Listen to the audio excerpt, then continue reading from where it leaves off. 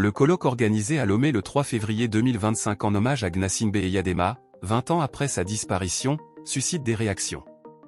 Dans une déclaration diffusée le même jour, l'Alliance nationale pour le changement, ANC, de Jean-Pierre Fabre s'insurge contre la tentative du gouvernement togolais de présenter l'ancien président comme le père de la nation. Pour le parti d'opposition, attribuer ce titre à Gnassingbé Eyadema constitue une falsification de l'histoire.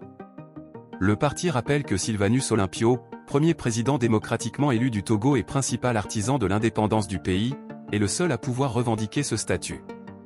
L'ANC s'indigne contre les velléités persistantes du régime RPT et unir à désigner comme père de la nation celui qui a avoué publiquement être l'auteur du meurtre de Sylvanus Olympio le 13 janvier 1963, lit-on dans la déclaration signée par Jean-Pierre Fabre.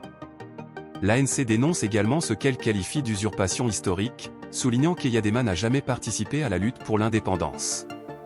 Au contraire, l'ancien militaire aurait servi dans l'armée coloniale française, combattant les nationalistes algériens au moment où Olympio et son parti, le Comité de l'Unité Togolaise, CUT, menait la bataille politique pour la souveraineté du Togo.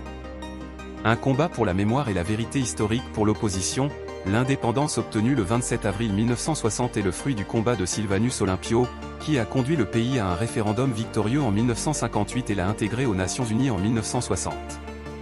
L'ANC estime que 38 ans de pouvoir d'Eyadema, suivis de 20 ans de gouvernance de son fils, ont affaibli le pays, creusé les divisions ethniques et maintenu les Togolais dans la pauvreté.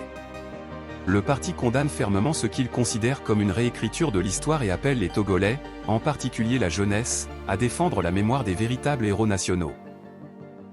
La lutte pour la vérité historique est indissociable de la lutte pour la démocratie et le progrès, martèle l'ANC, exigeant que le gouvernement reconnaisse officiellement Sylvanus Olympio comme unique père de la nation togolaise.